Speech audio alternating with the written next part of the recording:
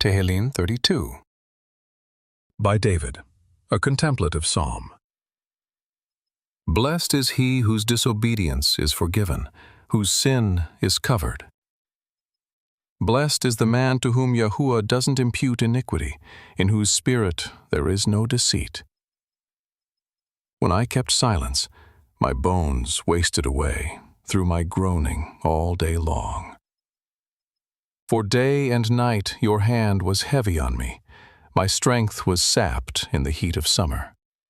Selah. I acknowledged my sin to you. I didn't hide my iniquity. I said, I will confess my transgressions to Yahuwah, and you forgave the iniquity of my sin. Selah. For this, let everyone who is righteous pray to you in a time when you may be found. Surely, when the great waters overflow, they shall not reach to him. You are my hiding place. You will preserve me from trouble. You will surround me with songs of deliverance.